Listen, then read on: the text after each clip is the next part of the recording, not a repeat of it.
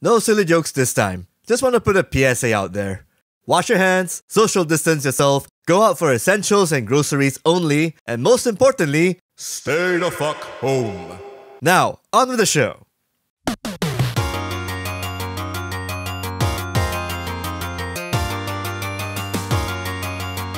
Hello and welcome to another episode of KKP Wrapsody, the show where we recap the best news of the week, especially in trying times. Good thing some developers and companies are doing the responsible thing and asking its employees to work from home. Good on you guys, good on you. I'm your host, Mr. Taffy, and there's a lot of good stuff to dig through, so let's get to it. Microsoft showed off the insides of the Xbox Series X or Xbox SX to a bunch of overseas tech and games journalists, and they are impressed. Even with the controller looking a tad similar to the last Xbox controller, there's a lot to love in the monolithic beast.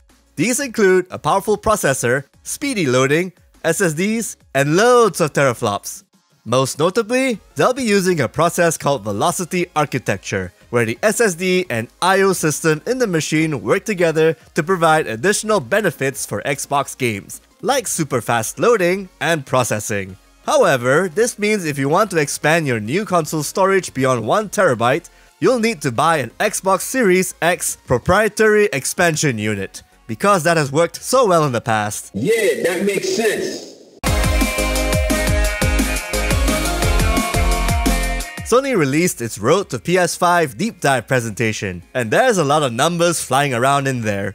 Makes you wonder if this video was meant for the mainstream audience who wanted something other than all this technical stuff.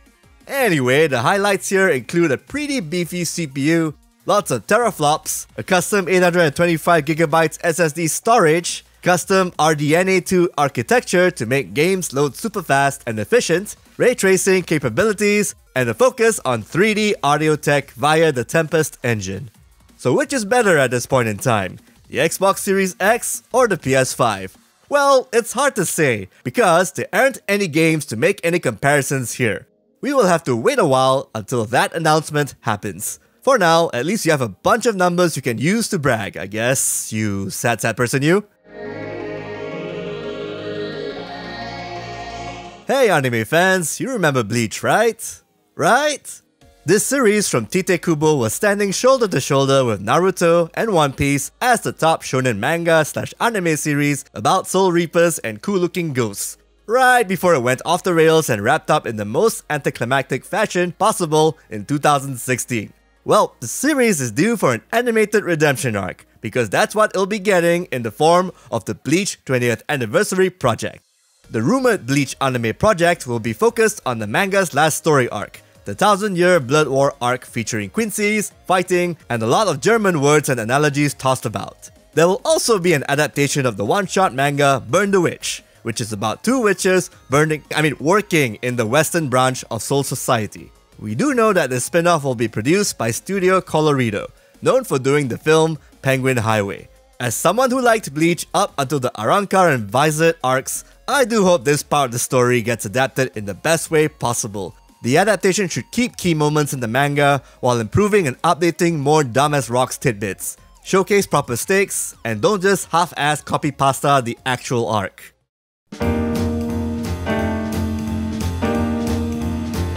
Good news, PlayStation Plus subscribers! Monster Hunter World is free now, so redeem it soon before the 21st of April for that sweet giant killing and armor collecting action. However, you won't get the Iceborne expansion with it. You'll have to pay extra for that. Fortunately, that add-on is on sale for RM 123.90.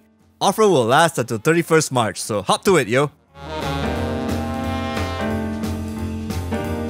To wrap up this episode proper, let's bring up this awesome tidbit.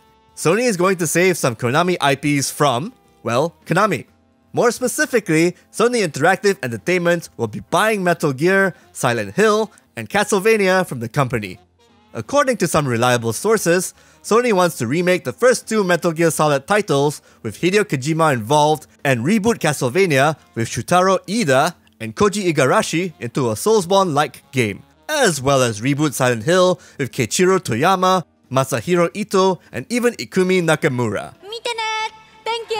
Look, Konami was a juggernaut back in the 80s, 90s, and early 2000s. They created great games and used licensed IPs creatively. I totally loved what they did back then, but that's all in the past.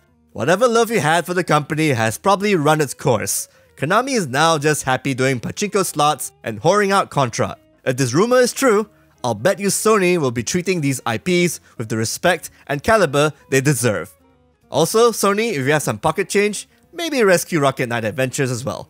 That game is absolutely ballers. I miss you, Sparkster buddy.